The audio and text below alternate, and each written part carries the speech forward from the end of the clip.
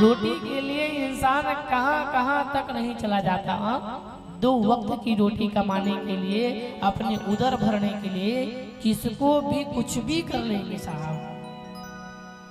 बालक रोने लगा है, पिताजी भूख लगे हैं, हमें भोजन चाहिए, भोजन चाहिए।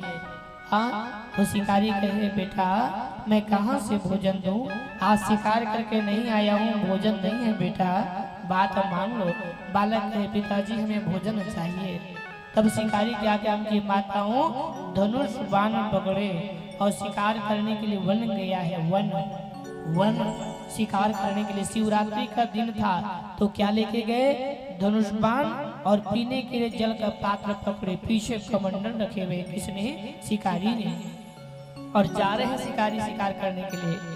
बीच जंगल में गए, उस जंगल में एक सुंदर सरोवर था, तालाब था। उन्होंने सोचे कोई जीव होंगे तो जंगल से निकलेंगे और जल पीने के लिए आएंगे, तो मैं यहीं बैठ करके देखता हूँ, कोई जीव आए तो मैं बाण खींचूं और चला दूं, जीव मर जाएगा और मेरे बालक के लिए भोजन प्राप्त हो जाएगा। शिकारी क्या काम की माता हूँ, उसी जगह जंगल में एक बेल का वृक्ष था, बेल का वृक्ष। तो शिकारी बेल के वृक्ष में चढ़ गए। अब उनको पता ही नहीं पूजा क्या होता है, अज्ञानी जीवात्मा है, अज्ञानी जीवात्मा है। उनको लगा मैं शिकार कर लूंगा, बेल के वृक्ष में चढ़ गए। और बेल के वृक्ष में जब चढ़े माताओं, उस समय धनुष बाण पकड़े, कमंडल पीछे रखे हैं, लेकिन भूल गए कि उस बेल वृक्ष के नीचे में एक छोटा सा शिवलिंग था। लोकनाथ जी, एक शिवलिंग कहाँ, बेल के वृक्ष के नीचे एक शिवलिंग। और शिवलिंग जब थे तो उस शिवलिंग को शिकारी समझ नहीं पाए। शिकार करने के लिए बेल के वृक्ष में चढ़ गए। कुछ देर बाद प्रातः काल एक हिरण आए जल पीने के लिए। जब पीने लगा है जल, अब आवाज आई, शिकारी उठे और कहा अब शिकार करना होगा, हिरण आया है।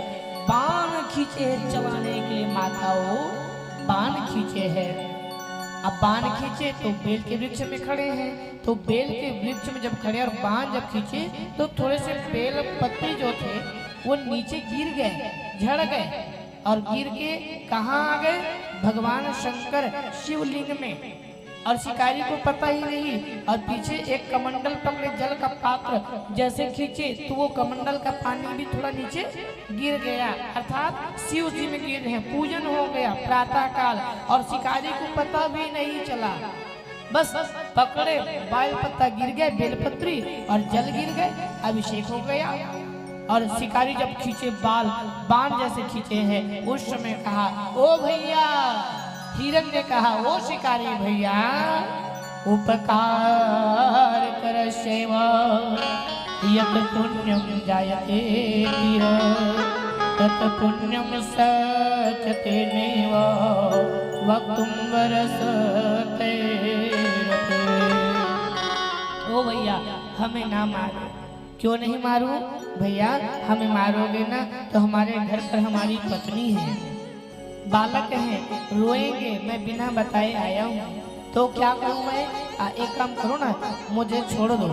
क्यों छोड़ूं, मैं अपने पत्नी को बता के आता हूँ कि अब मुझे प्राण छोड़ना है, तुम घर में अच्छे से रहना, पक्का आओगे। बोले हाँ, और नहीं आओगे तो हिरण ने क्या कहा माताओं, विश्वघात के यथा वे छल कर तरे, तेनो पापेन लिम्बामि यद्यहम नाग में कुनाओ।